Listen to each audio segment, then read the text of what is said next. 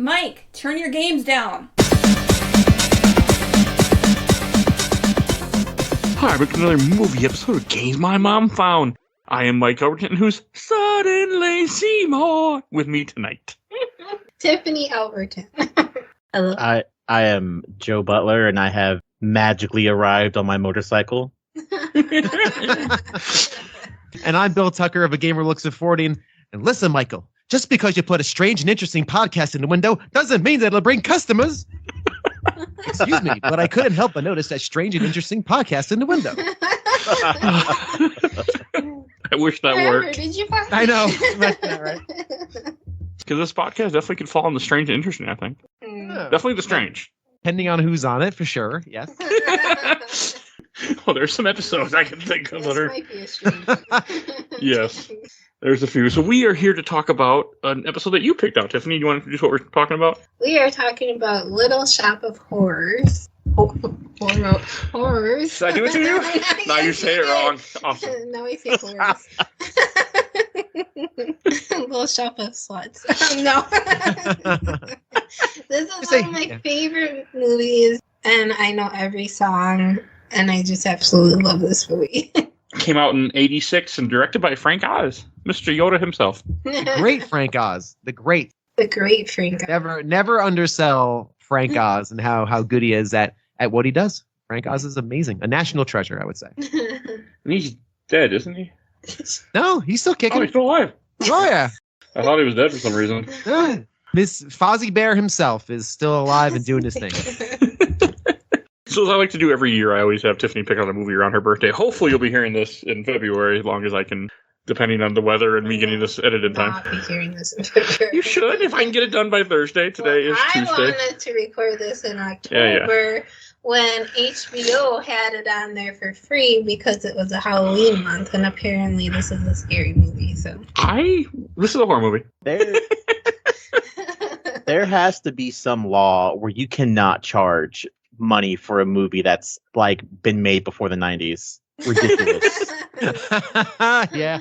Disney wouldn't like if you said that. No. I had to spend $4. We could not find the DVD copy that's rattling some around. I couldn't find it. You know what it is? Disney or whoever owns this dumb movie now is going into people's homes and removing physical media. This is the second movie in a row where I couldn't find the DVD and I had to spend $4 on Amazon Prime. Warner Brothers owns this, so this could have been on HBO Max. What? It's not on HBO Max. Because HBO Max is going through the phase right now where anything they own, they don't want to put on HBO Max. They don't want to pay royalties. So they're like, we'll just keep your $15 a month and not give you anything content kind of idea. They had it on. But you went, and then suddenly you're like, I gotta do all this in February. Yeah, okay. You don't remember. You don't remember. These are not the memories you're looking for. I've seen this movie a few times. This is one of the early movies that me and Tiff watched together when we first met. And I know I saw it before then. But yeah, no, it's going along with you were saying, Bill, we couldn't find our copy either, which I thought was kind of funny. I had to pay $4 also on Amazon. I was. What about you, Joe? I paid $4. I don't really own movies because I'm a weirdo. But this movie has like the consistency of, I've seen this movie. Do I remember when? No. Probably some point during high school. Who knows? Same for me. I went into it like, I know I've seen this movie, and then I started watching. I'm like, have I seen this movie? I think I would remember the Doo Wop Babu Wop soundtrack, which is something I don't love from that era at all. The Shibab Girls. This whole era had like that Grease kind of thing. Everything was homaging to the 50s. Bama Lamba Ding Dong. No. But this is a great soundtrack. This is excellent, and we will talk about it. But I watched it last night or 2 nights ago because I thought we were recording last night. Oops. I'm sitting here already with my microphone and headphones on. And we were supposed to. And I was like, wait a minute. And I look at the thing. I was like, no, tomorrow. I was so exhausted. Yeah, that's all good. But anyway, I think I might have, but I'm glad I saw it now. And I have to ask here.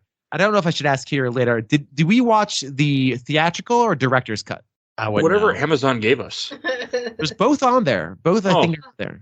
I'm pretty sure theatrical for us. I didn't know there's. I watched it on YouTube, and I'm like 90% sure I want the director's cut because whenever I looked up free versions that are an awful quality, there's a 10-minute version and a 30-minute version, and YouTube has a 30-minute version. Yeah, so we could probably save this for the ending, but this movie is very famously very expensive to make and has the most expensive set of deleted scenes in history. The theatrical version of this movie, the original, so Little Shop of Horrors was a Roger Corman movie in like 1960s. It was one of Jack Nicholson's first roles, and the movie was adapted to a Broadway show, to a Broadway musical, hence all the music. And then it was again adapted to a new movie in 1986. I don't know how much this movie cost, but the original ending, the ending of the movie you see in theaters is completely different than the the musical experience. At the end of this movie, everything ends happily ever after. The real ending is Audrey and Seymour both get eaten and the plants take over the world. And if you watch them because I got into a rabbit hole at 12:30 at night, as I do whenever I watch something for this show, watching documentaries and stuff.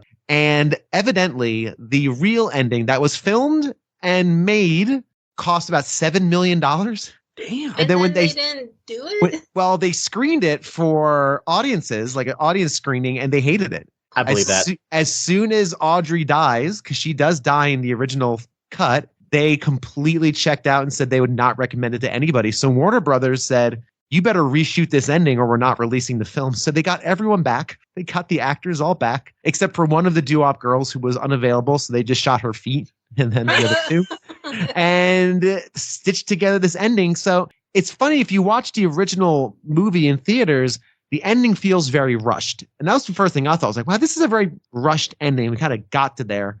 That's why, because this thing was filmed and created months, but well after the original cut. So when they showed the theatrical cut, which is now the theatrical, the audience approval went through the roof. They're like, 80% would recommend this. And Warner Brothers said, this is what you're running with. And the original ending was almost lost. Building burnt down. This person threw it away. And they finally found it. And now you can watch the actual director's cut, which is, I think, 25 minutes longer. It includes a dream sequence and other things. But the real meat and potatoes is this 11-minute ending where Audrey, after getting chomped up by the plant, or the alien plant, she's pulled out, but she dies in this very dramatic sequence in the back alley with Seymour. Seymour then goes up to the top of a building to jump off, but the marketing guy comes up and says, hey, we want to market your plant. It's not Jim Belushi. He was brought in last minute to shoot the theatrical ending. He goes down and he gets eaten. He loses to the plants, and then the little plants that the salesman was hawking, they get sold all over the country, and that's how they take over the world. And the final special effects is incredible. I mean, the final 10 minutes of this movie, when it gets to the point where they're taking over, it goes on forever. But it's a really impressive bit of, again, small models and special effects. It's wonderful. We missed it. Well, now we know we're going to go look for it. Yeah, it's really worthwhile checking out. It's on YouTube. You can find it. You don't have to rent the director's cut, which was from 2012. But I told my wife about this. I'm like, oh, Jane, did you know that there was a director's cut with a different ending? And as soon as I said the word end, she goes, I don't want to know about it. I don't want to hear it. If anything bad happens to Audrey or Seymour, I don't want to hear it. I don't want you to tell me. So then I look it up and I'm like, oh, it's fine. It's actually fine. Don't worry about it. Happy ever after all over again. It's okay. Now you just ruined my favorite movie. Wait to go. Yeah, that's it. You're fired. Get off this podcast. She too loves this movie, and she's just like, I don't want to hear it and it makes sense because you love these characters so much. It's really a bit of a dick move to kill them both and then let the plants win. Although it does lend itself to an incredible sequence of, again, special effects and all that sort of thing. So I'm very curious now because that sounds really interesting. It's good. I don't know if I think I might like the director's cut better because, again, it just adds on a sad but very funny note. And you know me, I'm just a depressing human being. So that really just flies into my wheelhouse. And yeah. That's just me. So yeah, that's the provenance of the film. So we all watched probably the theatrical. Just did you see the ending where the plants take over? No, but I distinctly remember hearing about that ending like a while back. Maybe I could have seen it back in the day, but I didn't remember it entirely. Yeah. So it's a very interesting the whole story of Little Shop of Horrors and how it was developed is a a fascinating story. There's a bunch of documentaries out there on YouTube. I recommend checking it out. But it's an interesting story to seek out. It was extremely expensive. I think they said something that the year it was released, the ending that they scrapped cost more money than the Best Picture winner. Like in total, like that, like whoever won Best Picture that year cost less than $7 million to make. Like it was that kind of thing. This they movie just was had $25 million to make. Okay. So 25, which is expensive. That's $1986. That's not. Yeah. And for a musical.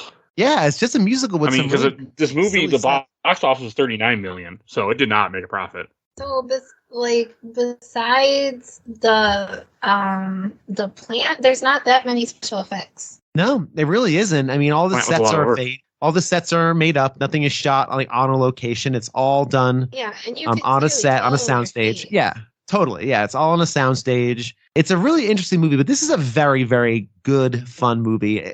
As 80s musicals go, I do have a soft spot in my heart for musicals.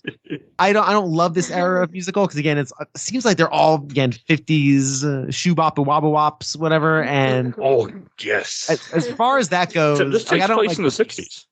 Called it. Does it? Well, I knew it was 60. I knew it was 61 to 63 because they mentioned President Kennedy, and you only got a couple years where you can say President Kennedy. So fair. Very good point. Yes. So I'm like, I'm kind of skimming through something about that. I'm skimming through like the alternate ending, and like, yeah, I can see why people were mad about this. It goes on for a hot minute of just the plant destroying the Earth.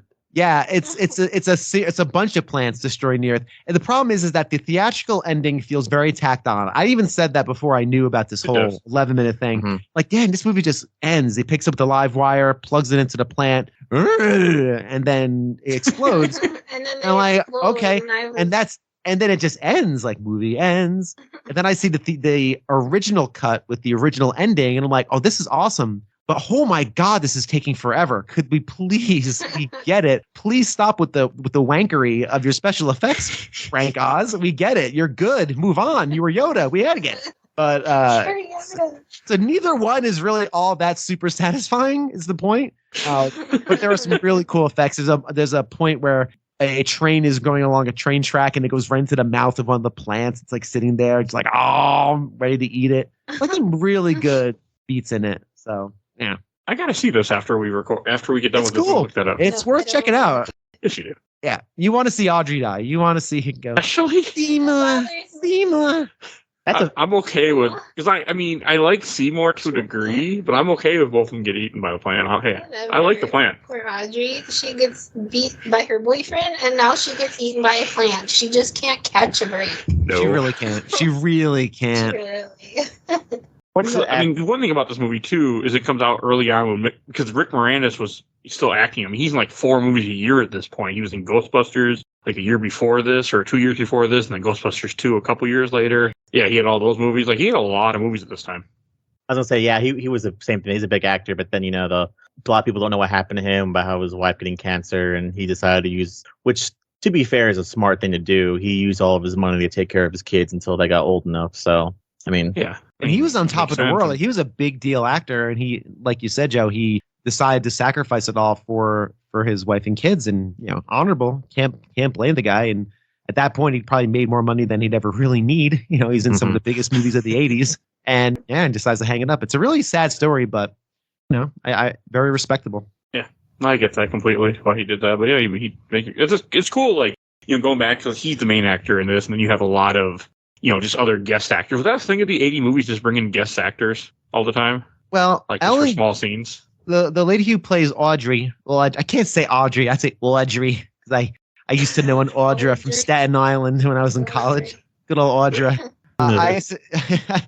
Ellen Greene. She's the original Audrey on the musical for the play. So they actually offered the role to a lot of people. Cyndi Lauper being one person who denied it. Barbara Streisand was asked to play it. She said no, or she was committed. So then they're like, let's get the original Audrey to do it, Ellen Greene. And sure enough, they did. And she's perfect because she's perfect. She's the perfect Audrey. I cannot imagine anybody else playing that role.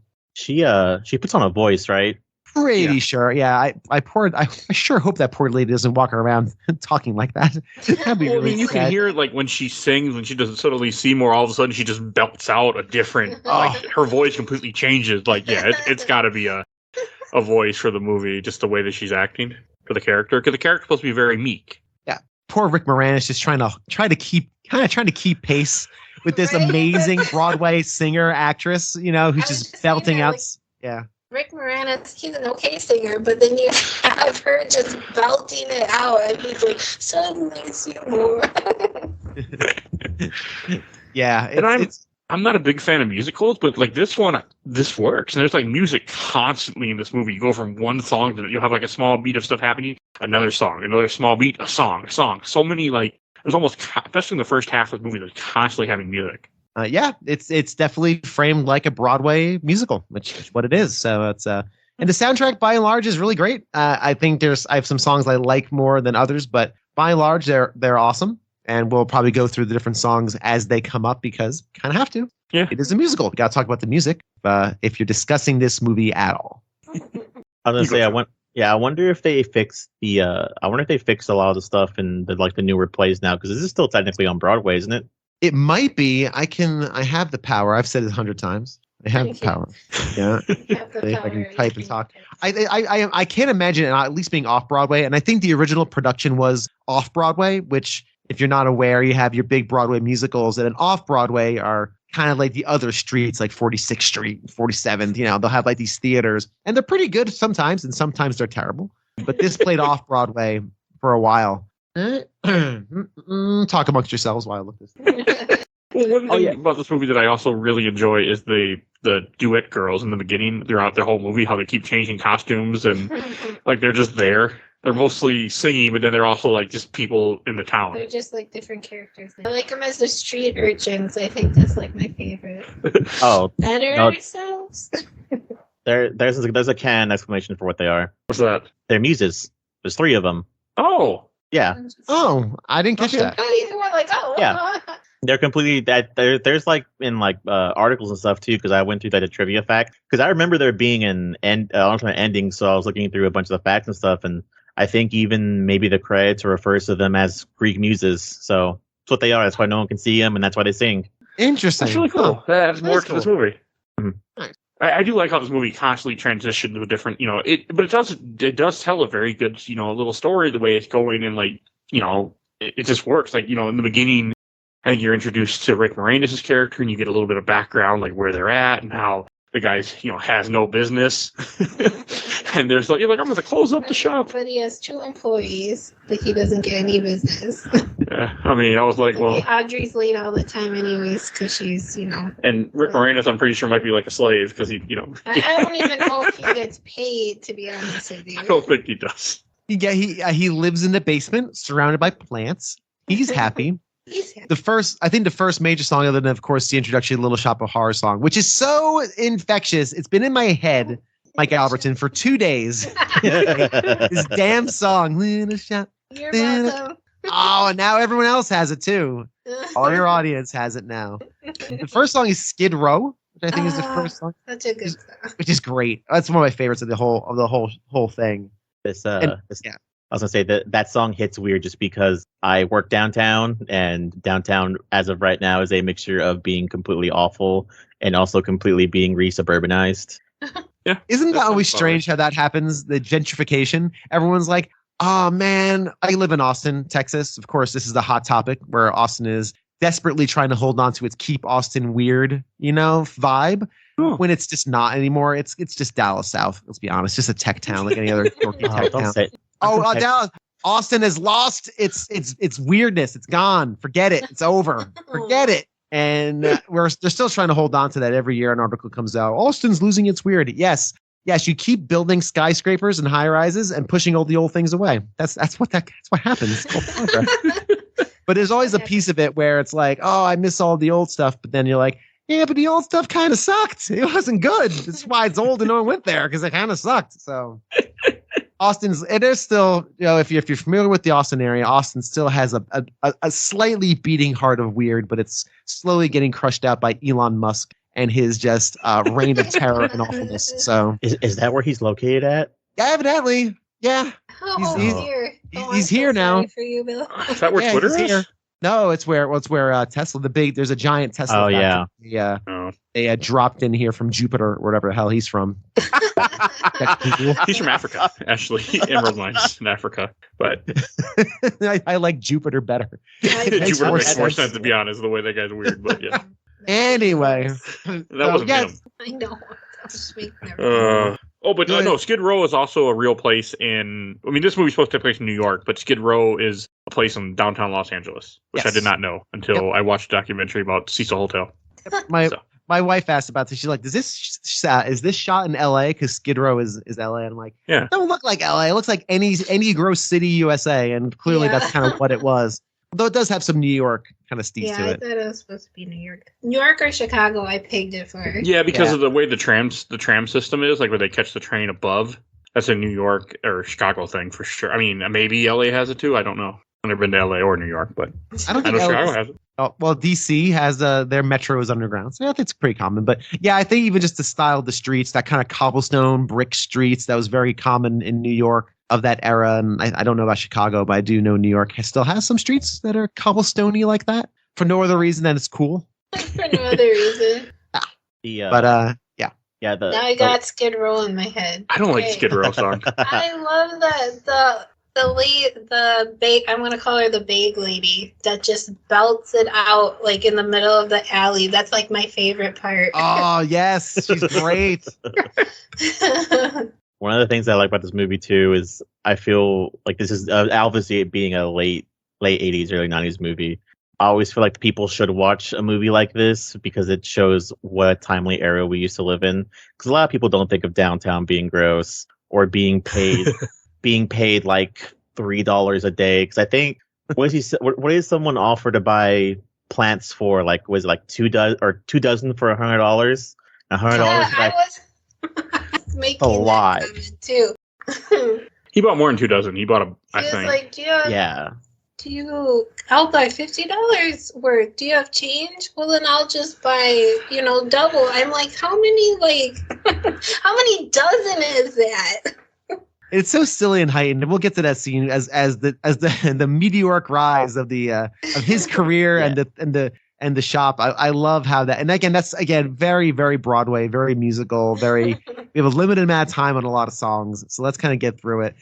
Another thing too, my wife immediately recognized. I didn't. Tisha Campbell is one of the sisters. She was from Martin and a bunch of other stuff. Two of them were from Martin. Okay, who was the other one? But also, like, a lot of people don't realize, like, downtown used to be the shitty area, and you could pay people. You can pay people by living in your basement and stuff like that. And just, it's a timely era. And one thing also, Bill answered it before I got a chance to ask him. We all watched this with our significant other, and I think it's a good couple and, weirdly enough, Valentine's Day movie.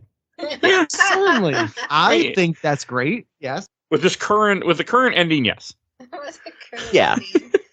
With the original ending, maybe not so much. Then it definitely is more of a Little Shop of Horrors. Well, I get it's kind of more on theme. We watched it together and I really enjoyed it, and Jamie enjoyed it as well. And it was cool to watch with somebody who's seen it 100 times and knows it very well. And for me, it was like, I think I saw this for the first time. But yeah, that's how it was for me too. Someone kept singing and saying the lines next to me. So, oh my husband loved this movie too. So yeah, it's all cool. All three of us had experience. Awesome. Perfect. Fantastic. That's how that works. Yeah. I just found it funny too, like where like he has no business at all, and then all of a sudden, like the whole idea, like put the strange plant in the window, and so peculiar. The guys just walk in. Strange and unusual.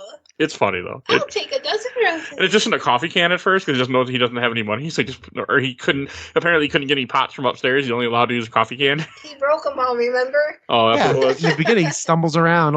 Oh, Rick Moranis doing Rick Moranis things, just stumbling around, bumbling, looking nebbish, and breaking pots. That's what he was doing. He was kind of like that in Ghostbusters. So, Bill, do you think he had salmon from Norway shipped in? line? I was gonna try. I really was gonna try, but I'm like, I don't know. I don't think I have it in me today, to be honest. It's been a while since I saw it, but I know I have a cut of that when you did that Rick Moranis voice in on the computer. But I actually was thinking about, I'm like, do I have time today to kind of work on that a little bit, like do a little Rick Moranis? But I'm like, no, I don't. I don't have it in me today.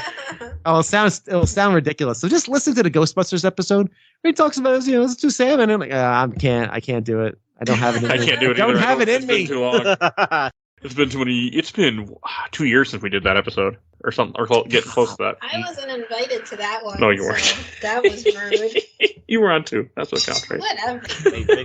Rick Moranis orders salmon on what? So in Ghostbusters, the character that Rick Moranis plays. Oh, what's the name of the character? Come on, Ghostbusters fiends. I don't remember. I don't Whatever. remember either. Lewis, right? Lewis. Tully, I want to say. Okay, he plays Lewis, and Lewis is always trying to. He's just like the little nebbish character. Hey, sir, and I'm gonna.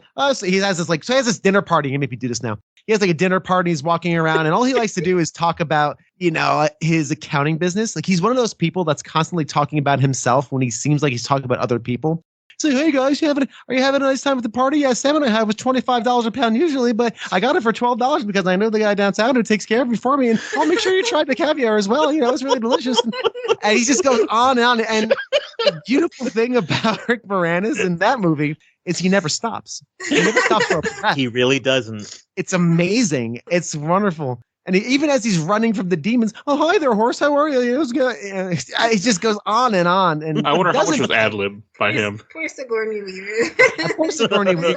I gotta go, Lewis. Okay, bye, Lewis. Bye.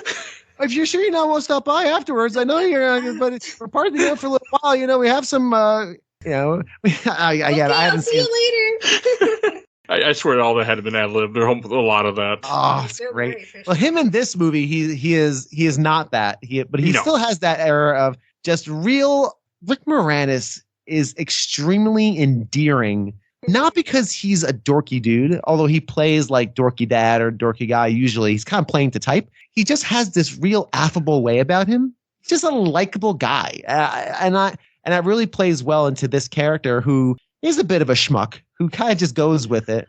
But he's a good-hearted schmuck. And yeah, well, I mean, a lot of it is the idea that, he grew up as an orphan, he's poor, and even as the store is, doing really good, because of him, he's not seen any of it.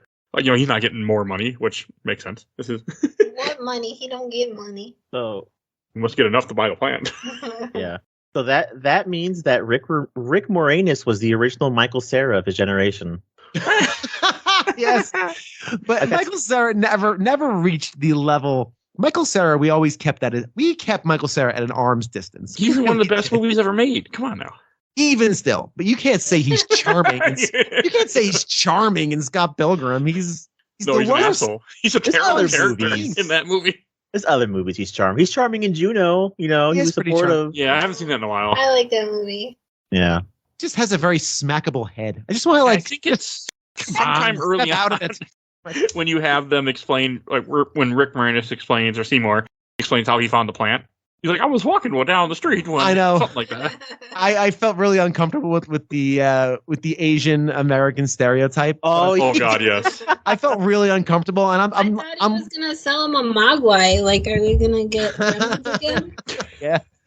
I like how the plant wasn't. He's like, here, I want to buy this plant. He's like, sure. I mean, you could look in the guy's face. You can tell he has no idea where this came from. Like, sure, I'll sell it to you. Okay.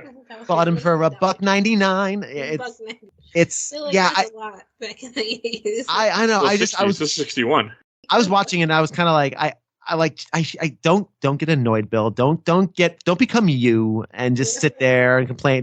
Take it for what it is. Fine, and it's fine. But I had that moment where I was like, oh no, something to complain about. I'm having a good time. But yeah. $1.99 would be probably what, $10-15 back then? Probably. Yeah, it was inflation. That's a lot. Trying to right now, actually. Oh, okay. Oh no, but awkward silence. Take me a little while. That's all right. That's why we have the editor here to pause while we're all looking at other things as opposed to performing on this podcast. Yeah. Also, there's a really good filming whenever they're all standing around the little shop and waiting for time to pass by. They're chicks and they move positions. Yeah. And really there's a receptionist desk for some reason.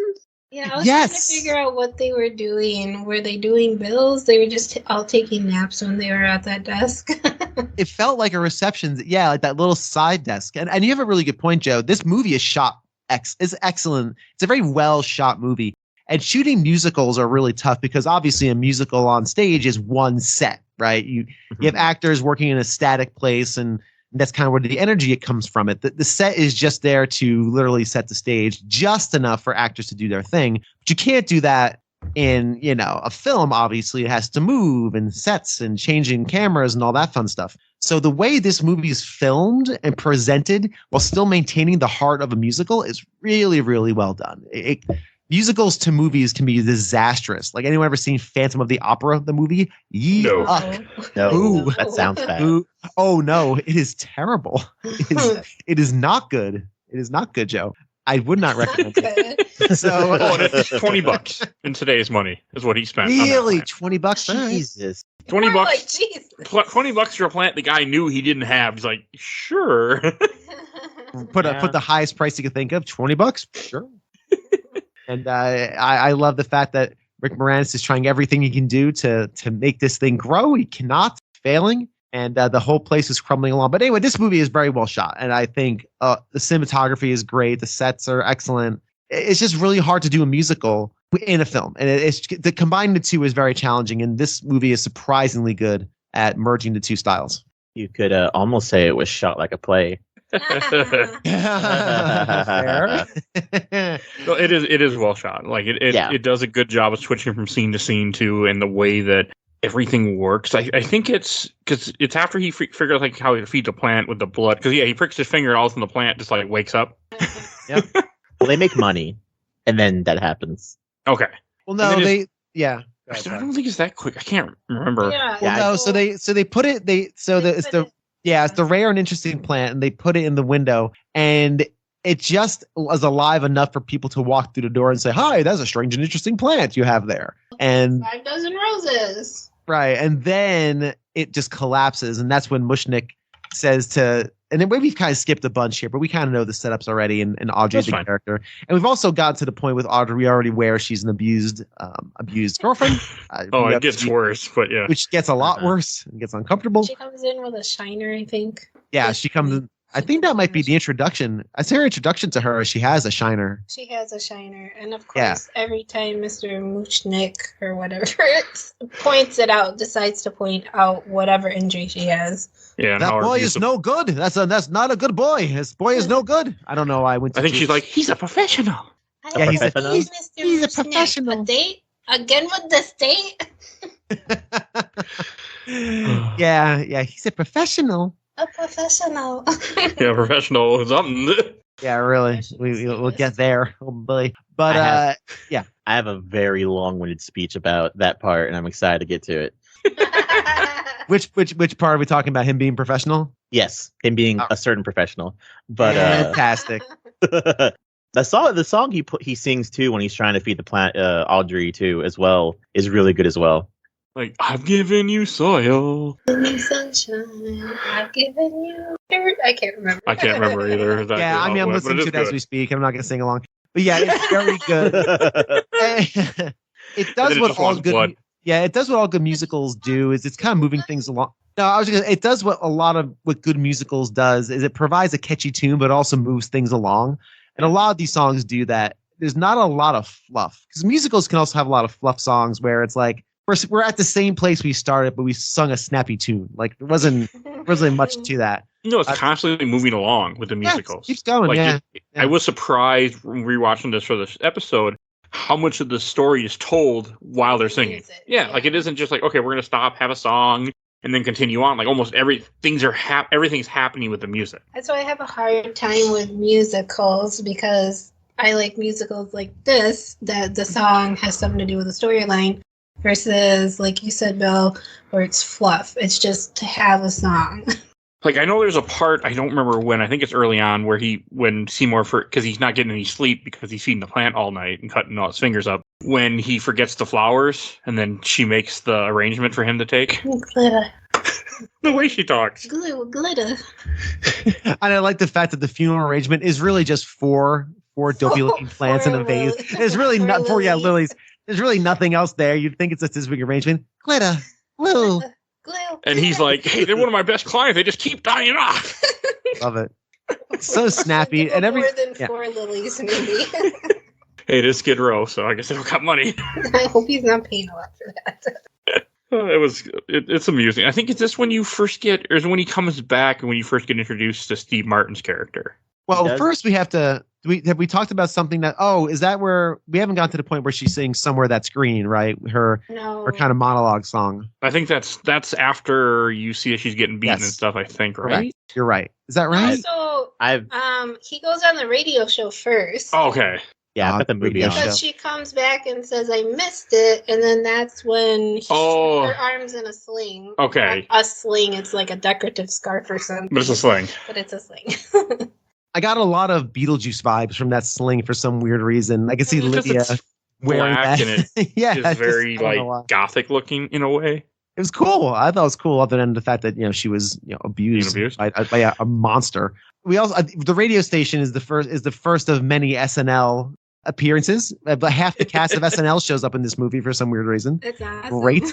That was a thing in the 80s, right? Though, like, Moranis on SNL? No, I don't think so. Okay. I think so. I got all excited. John Candy, and of course Steve Martin. So I was thinking for that John Candy part with the radio station, like how much of that was improv? Do you think? All of it, I'm sure. Yeah, I'm sure. And it actually really brought back bad memories of bad morning radio, where it's like that's what it was. Wagga wagga, like all the sound effects.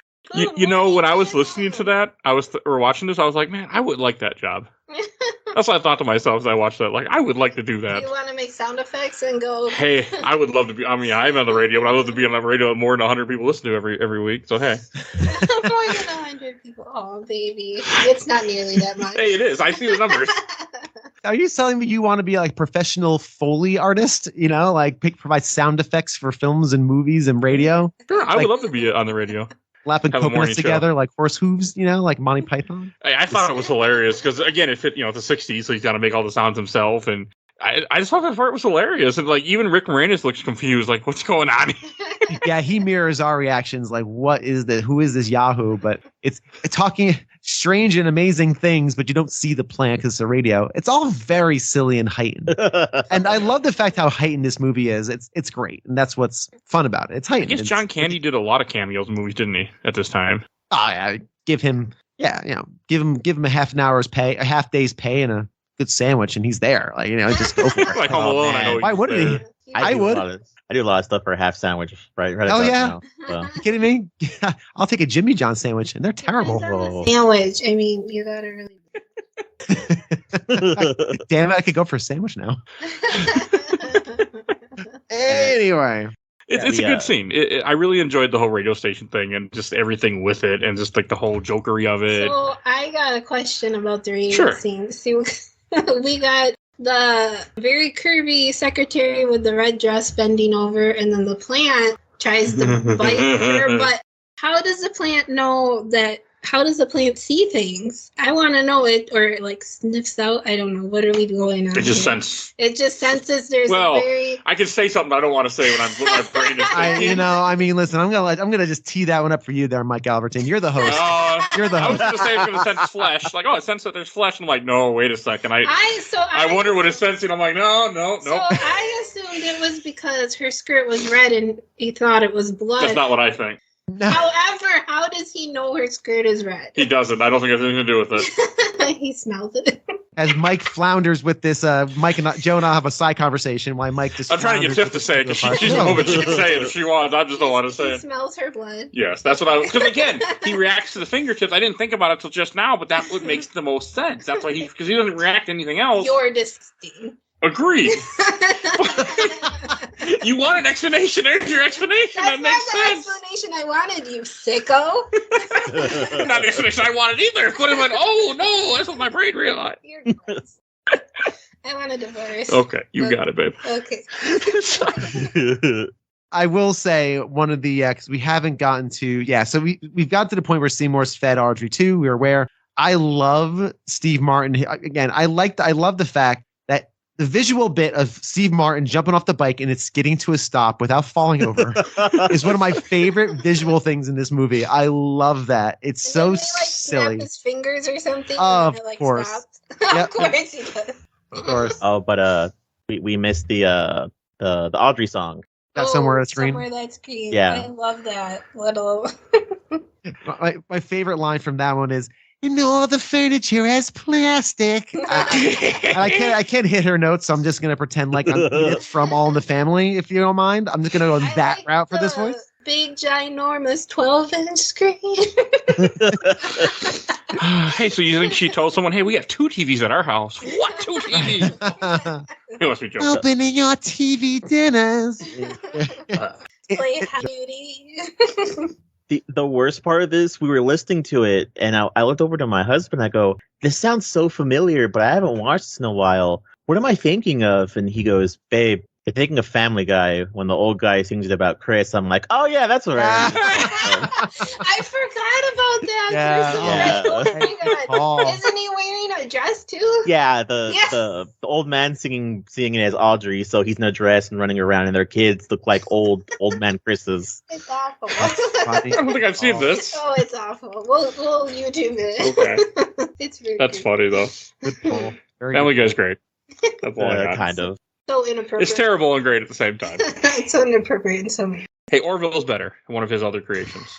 That's a good show if you haven't watched it. That's what people say. I'm kind of allergic to. That's to what that I guy. thought too, Bill. And then I watched all 3 seasons in like a month. And now he's making me watch Star Trek Next Gen. I don't know how this happened. What's your idea? No, it was not. It was all your I'm idea. so excited. Okay, but no, the kind of comment with that, like the white picket fence, and I like how there's one scene, Rick Moranis, where when he's cutting the grass, he's fatter than he is in a later scene in the same part. Yes. What was with that? I caught that because again, the idea is that, well, especially the 1800s, wealth was associated with being heavier because you could eat because everyone else was starving to death. In the 1800s? Oh, yeah. No, but I think they took that idea that to show that they're wealthier and better off, so that way he's heavier instead of being Also- poor and starving and living in the basement.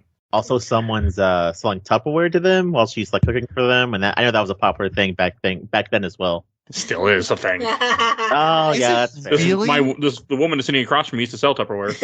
So. More like I used the discount to buy stuff for myself. But yes, Wait a minute. Tupperware parties are still a thing? Yes. That's weird. I've never heard of that either. I've heard of Tupperware parties, but I don't. I used to know someone in college who sold sex toys and had parties.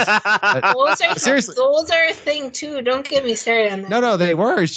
When I was doing my old, They still are. It's called pure romance. and she would go to people's homes and they'd have parties and she'd have all her wares out. She was a friend of my college radio show. We would, we would on the radio, we'd call like the program director and like other people in the radio station.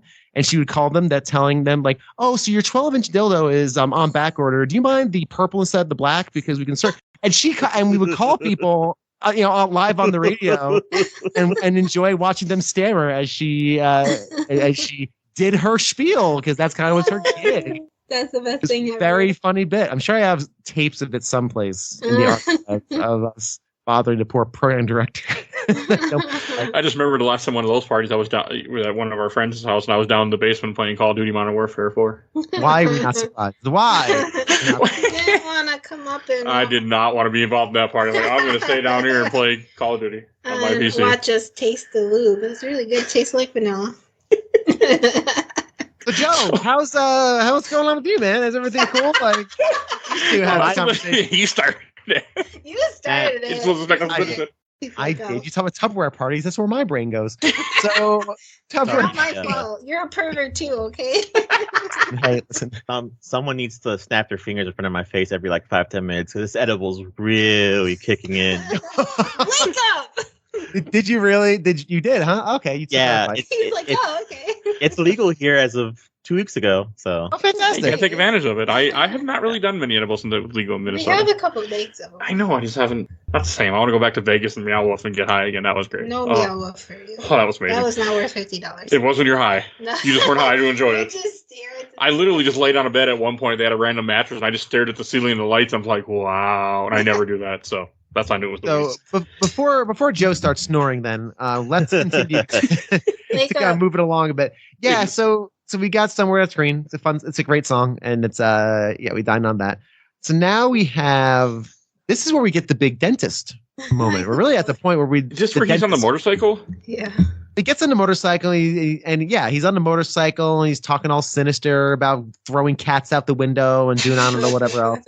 And then he's talking about how he's this deliverer of pain. He's a dentist, and it's a very, very silly. Steve Martin is enjoying every second of this. Yeah. Boy, oh Yeah, boy, he is is. he loving and this. that poor nurse, I think he punches her or hits her like 3 or 4 times. About 3 times he punches that poor nurse. We all laugh because why not? It's a little shop of horrors. Come on now. And she just stays there. She still stays employed with him. Still hangs in. It's the 60s. Still hangs in. There's that one scene where it's shot from the inside of someone's mouth. I almost threw up in my face. It was so gross. Like, I have a hard time with teeth. Like, teeth things really, really gross me out. It comes from that episode of Ren and Stimpy where they're like pulling Ren's teeth out of his mouth and it's all nerve endings and bloody. Yeah, no, I thank you. know what you're talking about. I do know what you're talking about. I will not watch anything like when it comes to like what they do when they do root canals. I don't want to know. Like I've seen charts. Yeah, I don't want to know any of it. Nope. Done it too much for me. I don't want to know what they're doing. Okay then. I know it's cartoon stuff. What is a cartoon? It's close enough to reality. Oh, Lord, There's a guy on the ceiling at one point. Yeah. God, the whole dentist stuff, like Bill Murray is the best. There's a point. There's a whole bunch between the Bill Murray. We do want to talk about that. Joe, did you want to talk about? Do we have to? Is this the moment? Yeah, we do. Oh, yes, we do. Yeah, we do. Did you want to talk about the Bill Murray part of the dentist, or was this something? No. She loves the Bill Murray part. This is pre Bill Murray part, and I'm also really gonna get into that. But the Steve Martin bit of him being a dentist, I just complete tangent I want to go off on, because first the song starts off that he's basically a actual like medically termed psychopath, where he kills cats and all this other stuff, and then he decides to be a bully and then become what do most adult bullies become? Either the police, a dentist, or a nurse, and he became a dentist, which is even more messed up because I had to pause it because me and my husband got into this whole of the history of dentistry. The reason why he gets away with so much is because dentists aren't part of like the medical board. That's why he can huff drugs and do what he wants because he's a dentist. And it's like, of course I'm a dentist, and if you hate me, just go somewhere else. And you're just lying because I'm a private practicer or whatever. And yeah. Okay. It's even weirder because like all the huffing of chemicals is there because that's how their chemicals work. Like they're not sanctioned or like it's not like pain pills. They can order as much of it as they can and just do whatever they want with it. Oh, you use like, oh sure, you're a dentist. And it is the 60s. I mean, I do know dentistry back, not 60, but probably even earlier wasn't exactly like, fun in any shape or form. So Joe, are you saying that dentistry is one step away from quackery? not quackery because you need a law degree, but it's private practicing, so it's like not as regulated. Yeah, it's not as regulated. Also, just really don't like dentists. I don't either. This being the reason why I had a dentist. I was adopted by my grandparents, so I had like state healthcare, which was good healthcare, and every dentist I went to was like, oh yeah, you got like 7 cavities and like we have to put metal teeth in, and I'm like, oh god, why? Oh, because your state insurance covers everything, so we just pretty much take advantage of it. I'm like, oh, okay, cool. Oh gosh, thank you. You can become Jaws. Yeah. Oh, like to add to your dentist thing, a friend of mine went and had a deep cleaning done. She was telling me about where they go under your gums, and they didn't numb her up for it. And I'm like, what the fuck? Because when they did it to me, my whole half of my mouth was numb for like 5 hours after the appointment. And she wasn't numb. And I'm like, yeah, okay. Maybe you went to saw Steve Martin. Yeah, exactly. Because you should be numb. There's an actual lawsuit. The reason why you can't get any teeth work done at a hospital is because you have to get it done by a dentist by law. Interesting. Oh, interesting. Huh.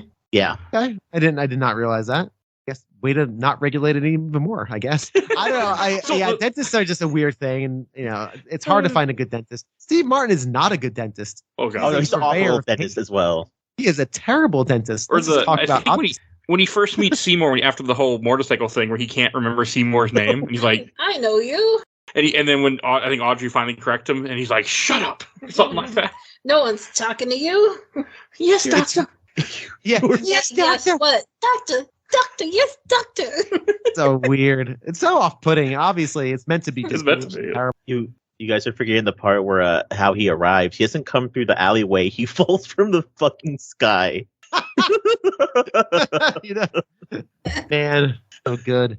Oh, that's So- better. So this is the point, though, because we kind of skip past when the plant officially talks Oh, because That's what it tells him. we haven't really gotten to the point because we have kind of papered over the crux of this film, which is the plant is now growing. Because Steve Martin is constantly dripping blood from his constantly bandaged fingers, walking around with 18 band-aids on each finger because he's dripping blood into the mouth of the plant. The plant is getting bigger, so of course the fame of the store is getting bigger, and Seymour's fame is getting bigger himself. He's been more of a celebrity. It all just escalates and escalates and escalates as a good musical should. And now we're at the point where the plant needs more. And this is the point where the plant now starts talking. Feed me. Feed me, Seymour. And it's like, feed me. Oh, not no. I know. And this is the point now where, it's very convenient. We have a horrible villain dentist. No one likes dentists. This is perfect. No one likes dentists, and no one likes like people this who one. smack around women. So this is perfect evil villain pairing. And Seymour sees opportunity. He sees a silhouette, and the plant uses that to manipulate Seymour into confronting the dentist as he proceeds to work on a very, very, very horny Bill Murray who really, really wants his pain. And my wife even says, she's like, I don't remember this much. So how much of that. this was a script, do you think, for Bill Murray? They just said, go in there and do whatever you want. He had no script whatsoever. He had no script whatsoever. He improvised every single word of that So entire. was candy bar like his safe word? Or was that like the opposite that means to do it more? I don't know, but I loved every minute of it. And I don't know if Joe agrees with this. Candy bar. But but I did look that up, and it was entirely unscripted. Bill Murray's whole performance was 100%. I wonder what Steve Martin thought during that when they were acting. So his reaction. Fun. This is so much fun. Yeah. I'm getting paid to do this. He just looks I'm having annoyed. fun. Oh, so good. Anyway, but Joe, I think you had something on this. Oh yeah, completely. Mainly because me and my husband were watching this 2 gay men, and we had to pause it from laughing because it was getting way too gay. And he wraps his arms around his back. Like, yeah. And remember, if you're always being chased by a horror villain and he puts you in a saw trap, remember to enjoy it back because you're going to out kink him, and there's nothing worse than being out kinked. This is fair. harder. It's so damn funny. That was the moment that actually not really hit me, because obviously he is very aroused by this whole experience. When he grips his back, puts his fingers into his shoulder, I was like, whoa, okay. Woo! Wow. We went We to went another there. level here. Or there's a part where he puts the cotton in his mouth and he starts spitting it out in front of the camera. I was like, yeah, that's not scripted. It was so good. Bill Murray is another national treasure. And you said, Tiff, what was Steve Martin thinking? Oh wow, this is fun. I'm getting paid to have fun with my friend. This is awesome. This is great. So, Was Steve Martin SNL too? oh yeah, Okay. Oh, yeah, I didn't for sure. watch SNL ever really. So Those were the good SNL days. it's just it's such a good part. And all the how bad he is to all the kids as he's singing his song and just how he's torturing everybody. He's like, is that Novocaine for me? No, the gas is for me. And he starts drilling Got the poor little girl in a steel trap yeah, over her head. so bad. So once Bill Murray, I think Seymour is in the waiting room waiting to see the doctor while all of the kink play is going on.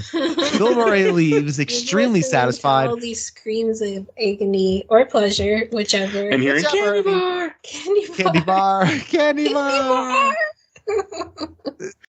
Bill Murray leaves a happy customer. He's like, I'm telling all my friends about you. Tell all my friends about What you. kind of friends does he have? I'm wondering there. Get out! Steve Get Martin- out now! Steve Martin's very frustrated because he couldn't get him to scream in the way that he wanted him to scream.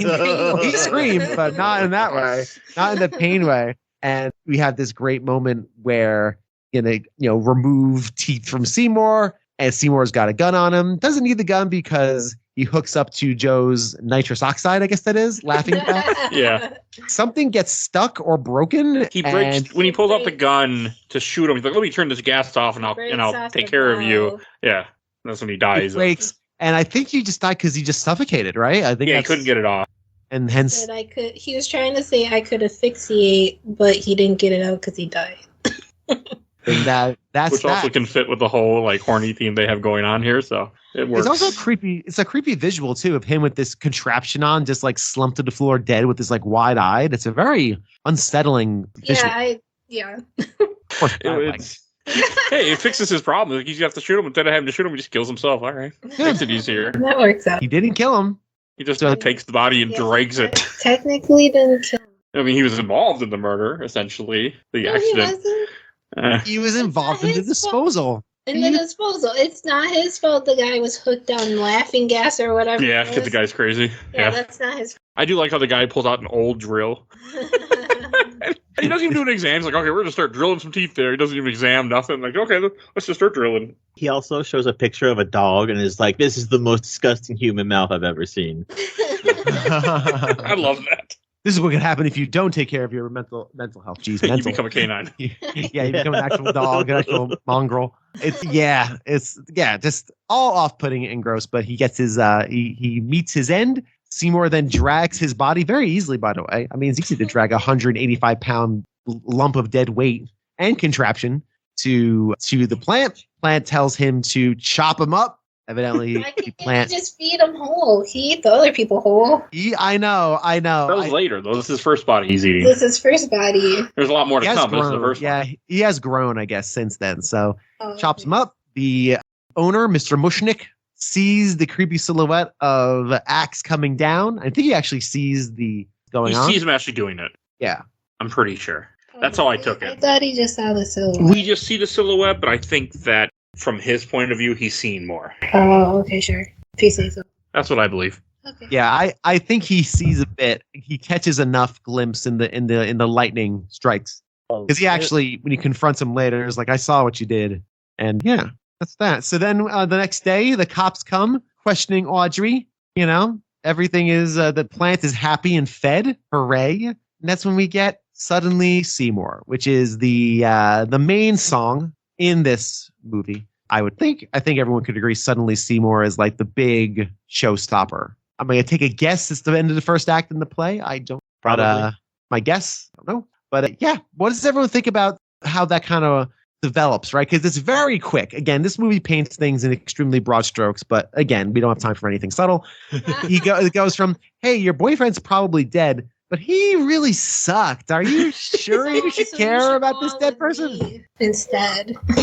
I'm here waiting for you, and I've always loved you. I just killed your boyfriend. I cut him in pieces. I didn't kill him. I fed him to a plant.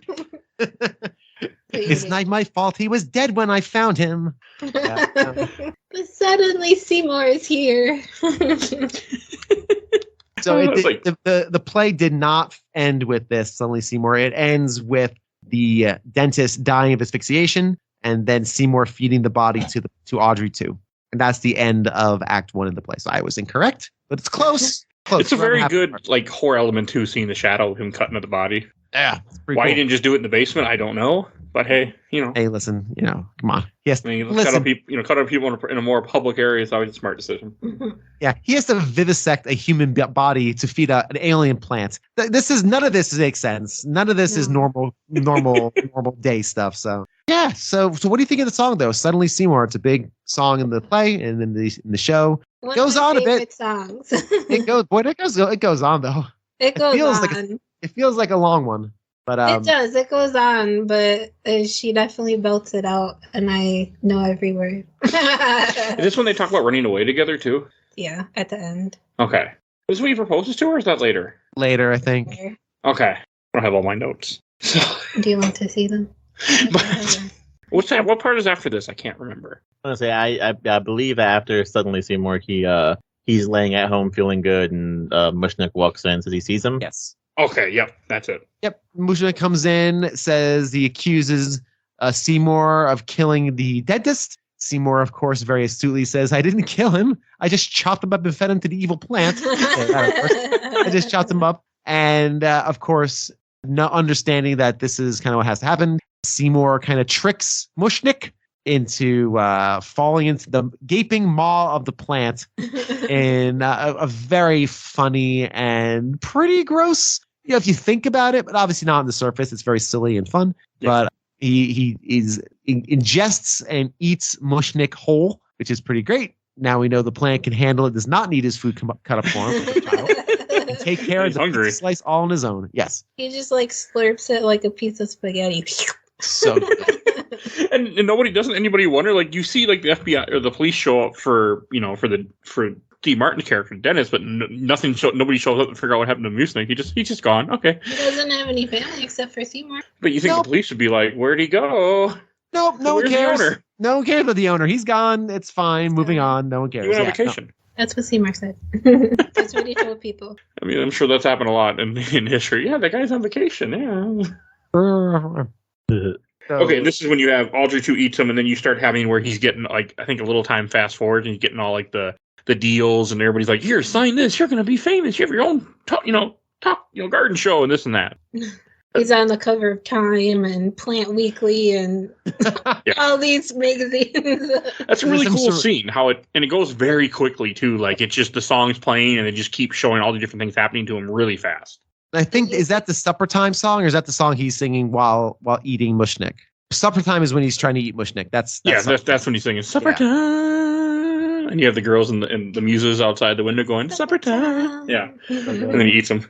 Then it cuts to him getting all the deals and showing how people are all want to make him rich, but get rich off of him essentially.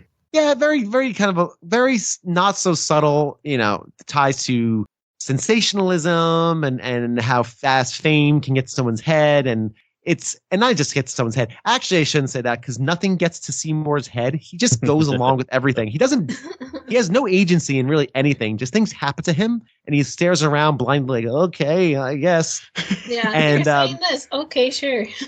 Yeah, and it's speaking to media sensationalism and how we have to profit off of everything. Everyone's looking for the next quick buck and the next big star, the next big freak. So it's fun, but again, it's moving lightning fast, and yeah, it's just fun. Again, the music, of course, is buoying all of this, which is great. Yeah, because it goes pretty quick from what I remember. Like, you have him where he's supposed to be doing the TV shot at the shop, and then the plant kind of like falls down. Or like he's like, yeah, he wants to be fed. Oh, where's your plant food? He's like, I can't feed it while you're here. Everybody, and then he freaks out. Everybody out! Get out!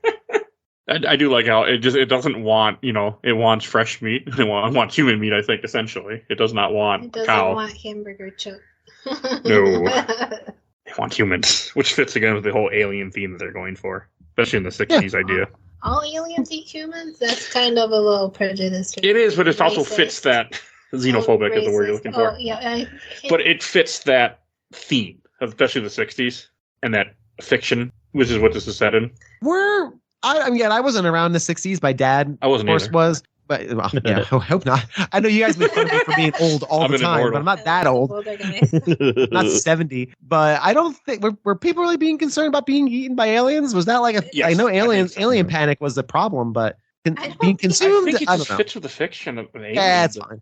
No, it's the alien. It's again. There really is no more. He just went to Roswell. That's what I blame this on. He just went to Roswell. He's like, oh, and we saw the alien museum, and he's talking, and it like they had all the facts and what supposedly happened. So this is where that's coming from. It was cool. So, yeah, okay. I want to say it's when was World War One? Really weird question. 1914. Yeah, 14. Yeah. Okay, so this is probably it's been a while since it's been a while since we did World War One. We haven't realized that we might have Vietnam coming up, or the Russians to worry about, so he had to make up something, and I believe it was aliens. I was right. 1914 it started. Oh, okay, I was too off. We also had World War II before then, but yeah, you're right. I mean, this was kind of Cold War happening now, right? Yeah, no, totally. I think aliens. It was definitely there was an alien panic in that era for sure. Yeah. You had the space race, and yeah, like we were things unknown. Cold warring. Yep, Cold warring with the Russians and all the rest of it, and shooting monkeys into space and everything else. There was a lot of that in this world. But yeah, you can't think too hard about any of this nonsense. It's an alien plant who wants to eat human beings. Fine. This is a Roger Corman movie. Roger Corman, who we should all know by now, the king of schlock. Oh yeah. He made the original Little Shop of Horrors for $30,000. The entire movie, everything, including paying actors and special effects and everything. $30,000 in the can. Cheap movies. Yeah, he just made nothing but cheap, silly movies, and he's a wonderful man for it. Gave us some of our finest, ridiculous movies, and so you don't have to think too much about it. It's a plant, eats human beings, he's hungry for human beings, fantastic. So when you have Seymour then proposes to her in the alley. Because he feels like that's his out, and he finally realizes, let's just get out of here. Because if I don't feed this plant, it's going to die. No one else is going to think, this plant really, here's some more water, more plant food, more soil. It's just going to die. Like, if no one feeds it. Won't something happen like with Mr. Mushnik, where somebody tries to interact with it and chomp, chomp, chomp? Yes, but if somebody saw someone else get eaten by a plant, I'm pretty sure the next thing would be fire, not. Yeah. They just burned the house down, right? And that's kind of. I mean, that's what I would do. If I saw a plant eat someone. Okay, you're going on fire, buddy. We're done. No more humans for you. So I mean, and so he has like the right idea. Like he's like, let's just get out of here. Let's just go. And she's all for it. She's like, oh, Seymour, absolutely. And I'm so happy. Yeah, and it's so sweet because it's like they just want to run away together and have their plastic garden and their plastic lawn with their one-dimensional home and plastic furniture, right? And TV dinners, and they just want to have this quiet life together. And for some reason, though, sleeping on separate beds. I asked my wife about this. I'm like, is this a thing? Like, why are they sleeping on separate beds? And she's like, my wife was like, yeah, that's actually how it was. You still, even if you were married, you still slept on separate beds. I'm like, wow. You must have not watched Bewitched. Or I Love Lucy. I watched a lot of she mentioned I Love Lucy when I was growing up. Nick at Night. Yep, she mentioned I Love Lucy. And I'm like, fine. Weird. But somehow they still made a baby. You're not telling me they made a baby. Well, it was also twin bed. I think it was a TV thing where TV couldn't have them in the same bed, but in reality, people weren't doing as much as what TV was acting. Maybe that's fair. I think it's more of a TV thing where because you couldn't, it was preposterous to think that like people don't have sex. No, babies are storks. Like, come on, that idea. I did get a kick out of how like he goes off to do whatever he's doing. I think he's going to go get meat for the plant. And she goes home to get ready, and she gets a phone call, and she's like, Seymour? And he's like, no. Yeah. I forget what he's saying, the plant's saying, but I don't remember either. It kind of like... Hey, little darling, or something. It's funny. And then she looks out the window, and sees the plant holding the phone, looking out the window back at her. And the plant's like, why she goes over? I don't get it. Well, I probably she's just interested. As an arborist, this is a... this is probably pretty interesting. So she wants to go over and check out the plant. Plant hungry, almost. Now this is where the deviates. There's a lot of deviations from the theatrical to the director's cut. The director's cut has a dream sequence. It has some other stuff in there. This is where it deviates. The plant, everything here is the same. Plant begins chomping down on Audrey. Seymour comes in at the last minute and pulls her out.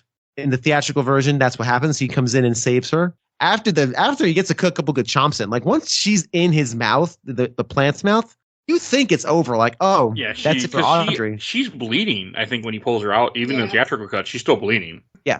In the director's cut, it cuts to them going back to that same back alley where they just proposed, and her giving him this very teary goodbye speech. Before I die, I want you to know that one of the best things that ever happened to me. And it's sad. And of course, in the theatrical version, it's basically, you all right? Yeah, great, cool. Here comes Jim Belushi to talk about some plant thing that comes out of absolutely nowhere. It really did. I was kind of like, he's just like, hey, I'll buy it from you. Well, market it. We'll have a plant in every household. They're like, no. Every household in America? What? No. And then he assaults Jim Belushi. Which is a really weird thing because that never ever comes up again. Like in the theatrical cut, at least, it doesn't come up. It's not like that's an important part or a load-bearing piece of this. I don't even know why they bothered to refilm that. Like you could have just made it where Seymour realizes this has to end. Maybe he thinks, oh, well, now people can market this. Let me just get rid of the original so no one can ever do this now again. Yeah. But I would just see it like be fine. Again, it'd be a shorter movie, but just going in to get your revenge for the plant almost killing your beloved. So And go ahead. Okay, I'm sorry. This is when he then goes back inside and threatens the plant, and the plant starts singing to him when he's trying to kill it. That is freaking hilarious. Mean green mother from outer space. Oh, and you got the little babies are like, ah! I love that. It's the best. I had such what the hell is that, Labyrinth vibes for some reason with that chorus of buds, you know, like I don't know why I had Labyrinth vibes. Right? Yeah, at the goblin. Labyrinth would be goblins singing. Yeah. Goblin It's singing. thunder and lightning, and the baby says. Mean Green, Mother from Outer Space, my favorite song in this soundtrack. I think my favorite. Had this come out in the 90s or 2000, it would have been Mean Green Motherfucker from Space. But hey, yes, and Samuel Jackson would have sung it. We'd have all been very happy. That That would have been a cool movie. Yes, let's make that happen. Joe, you and I, come on, let's go. All right, let's do it. Other movies we got to rate. Just add it to the list. just so good. Like, because he's like, the plant's just toying with him. The tentacles are just like almost hitting next to him, and there's one part where it almost hits him between the legs, and he just looks down. It does hit him between. Yeah, but it missed. It's hilarious though. Lots of great beats in this. Just destroying the actual. It's destroying the flower shop at this point. Just completely wrecking it. In the actual director's cut, Seymour gets some shots off when he brandishes the gun. He doesn't shoot the gun at the plant in the theatrical version. I wonder if that was to make people think, hey, he's such a good guy, he wouldn't try to shoot the evil alien plant who almost murdered his girlfriend. Okay. He doesn't shoot the plant in the theatrical. In the cut, he does, and he kind of gets a few shots off, but nothing happens. He kind of just bounce off of the evil plant, as you would expect. Yeah. But just a little note that does not happen in the theatrical. And still can't believe they reshot all this. Yeah, well, they reshot almost everything. They used the old clips up until the final moment where the entire flower shop comes crumbling down. The original director's cut, we'll call it, has the plant reach in, grab Seymour, and in almost slow motion, it is the longest attempt of eating. I don't know how long he screams for. He's like, ah! And it just goes on forever. Because I think it's trying to let the audience know, like, the audience is thinking, how is he going to get out of this? How is he going to get out of this? How is he? He's not. He's dead. He's just ate. And it's slow eat. The plant burps and then spits out his glasses. And that's like the last thing of Seymour you see in the director's cut. He goes, "Pugh!" And then it's a shot from like floor level, and the glasses come into frame. It's got a broken lens. Very, very good. This is awful. It's great. It's really good. And then I hate you. This is awful. No, you're excited to see it now. No, I know. Tiff and my wife. Listen, my wife refused. Even today, I think it was today or yesterday, she's like, all right, what happened? Finally got to know. So I'm like, this happened, that happened, but it was cut.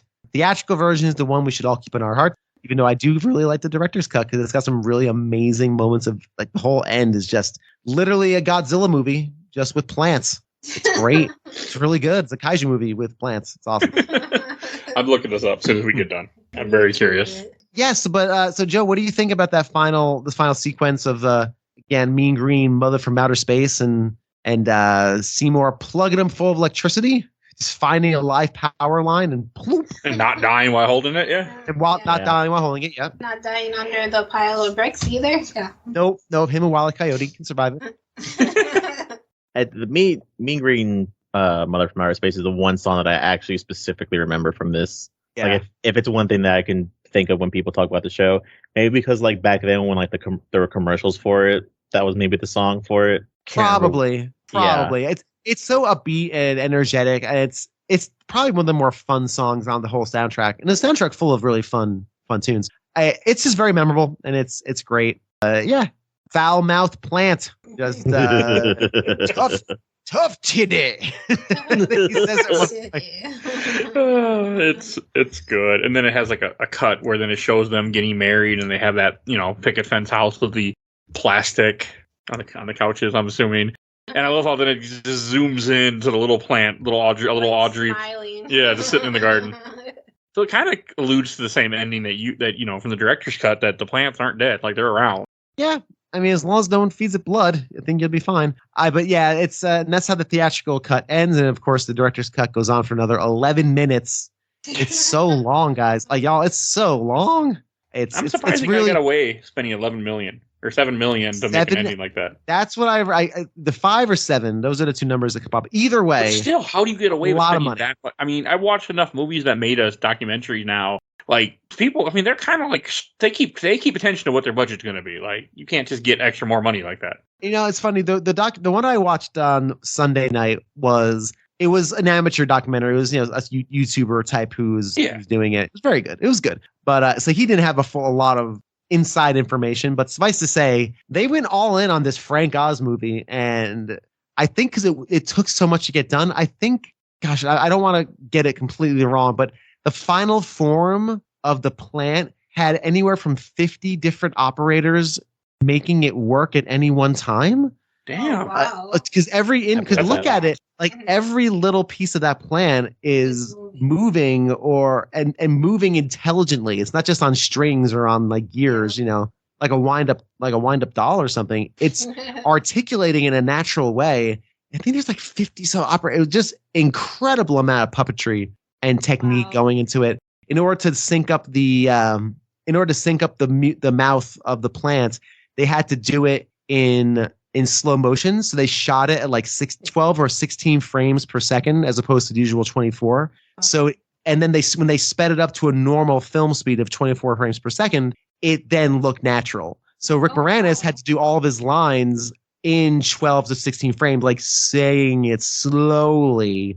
So when they sped it up, it looked natural, and then they just overdubbed him singing the actual songs over it.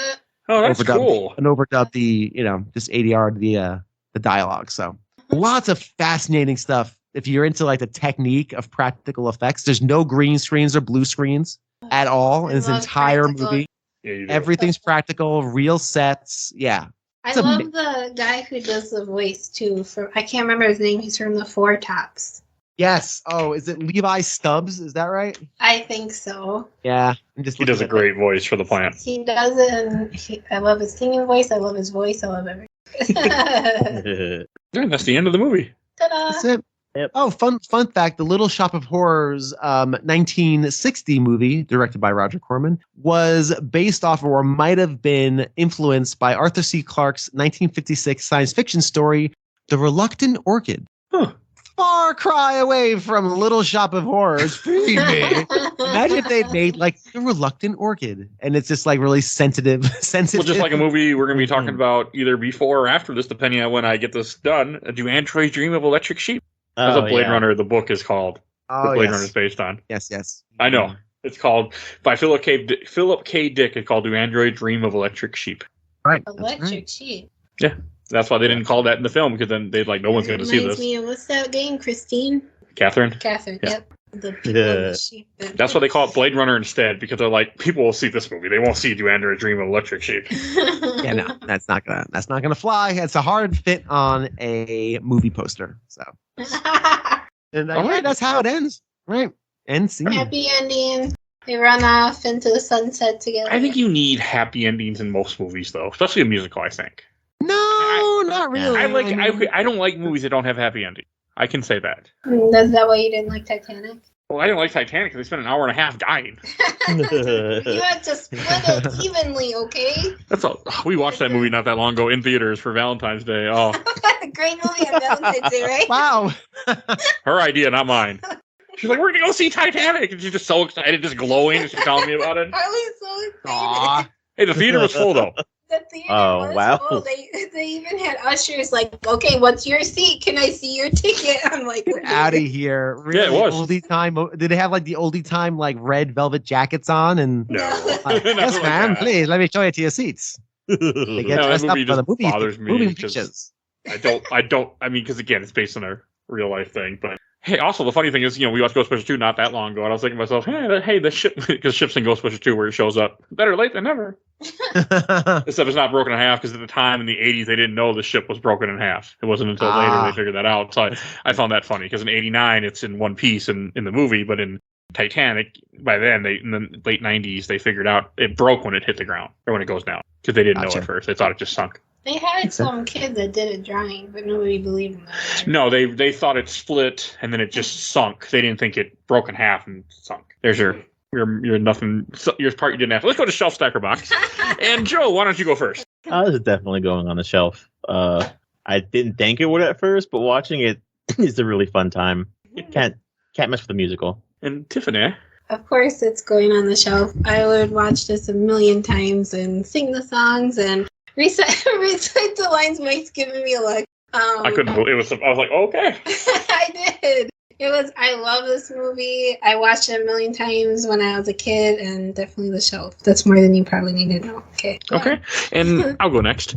I'm also gonna put this on the shelf. I enjoyed it. I wasn't sure what I was gonna think, and again, I always have a good time every time I see this movie. I've seen this movie many times because of Tiff. So shut up. I enjoyed it. Going on the shelf. What about you, Bill? It's funny. I'm just like Joe. At first, when I thought about this before seeing it, I'm like, I think this will probably be a stack. After seeing it, shelf. I think we're gonna be shelves across the board for all the reasons we stated. It's a great musical. It's a silly premise done very well. It's got some great performances in it. The puppetry is beyond exceptional. Just from a technical perspective, if you like practical effects, you have to love this movie. You have to. It's required. If you don't like musicals, you'll have to sit through some singing. But other than that, I think it's it's all around fantastic. I love it quite a bit, and I'll definitely see it again. Is this going to be like? So what's next, Mike? Are we going to watch Rocky Horror next? Is that what we're going to go on? Every year I let Tiff pick a movie. She's done Labyrinth, Dark Crystal, Never Ending Story, and now this one. So I don't know. 80s is my theme so far. Yeah. It's fair. This just reminds me a lot of like Rocky Horror, a movie I've actually never seen. I've never seen it either. Okay, we'll do that sometime. We can do that. That's a good I've never seen it either. What's wrong with you guys? I can't be friends with any of you, and I'm getting doors from you. Okay. And Joe, have you seen Rocky Horror? I as much as I don't want to say it, I do not like Rocky Horror Picture Show. Oh no! Yeah, I've never seen it. Wow, Joe will not be invited on that. I've fallen asleep twice, and every time I've watched it, yeah. Have you been high while watching it yet? Yeah. You know what? That's fair. I might have to give you guys that one. I might have to try that because they'll give me an excuse. Yeah. Well, let's do this then. Tim Curry is so good in it. Well, not to like do your show for you, Mike Albertin, but that's fine. we could just get then Tiff and my wife to do a show, because my wife has seen Rocky Horror dozens of times. She used to go to the midnight. She used to do the midnight thing where you go and dress up and all the alternate lyrics and all the alternate lyrics and the hand motions and so everything. We got a else. couples episode coming up here at some point. Then Maybe. Let's do it.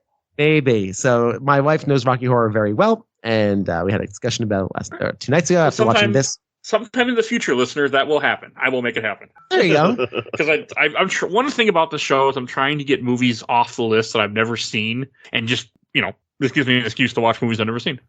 So there you go. So that's it. Boom.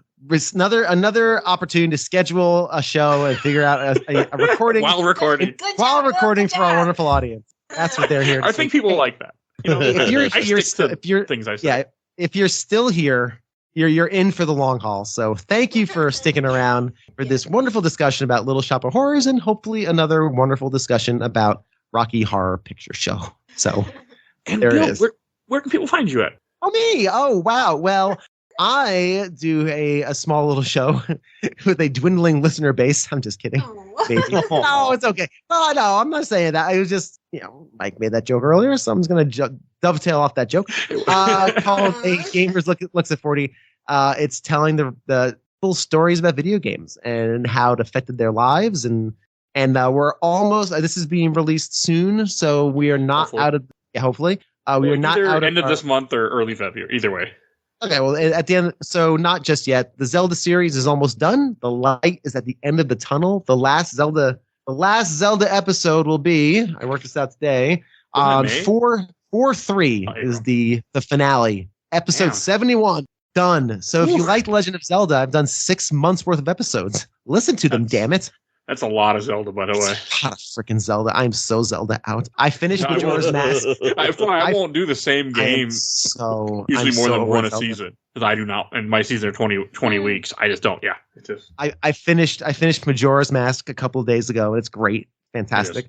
And now I really should play Wind Waker, and I'm like, I just don't know if I have it in me. I don't know. I can just let this be done, can I? Looking at my list of people. Well, if you're going to play Wind Waker, I don't know if you have a Wii U, but that would be the right version to play. If you could, because it speeds up things. I hear it does speed up things like travel. And by the way, pretty sure you're playing Wind Waker the way I would be on a Steam Deck. So I will be doing the exact same thing. And make sure it was on there today. So if you like The Legend of Zelda, definitely check out those episodes. They started in October and they're finishing up in April. And after that, I know exactly what series I'm doing towards the end of the year, but I'm not telling anybody. I think I told Mike. I know, but I won't say. So, because Mike's special.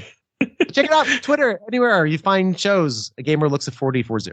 All right. And if you enjoyed this episode, you can find over 400 other episodes of Games My Mom Found. We do movies, comics, TV shows, games. We do all sorts of stuff. You can find our entire catalog on Podbean if you can't find what you're looking for on Spotify, iTunes, wherever you get your podcasts. 400? There's over 400, yes. Getting near 450. Holy freaking Cheetos. I make a lot of episodes.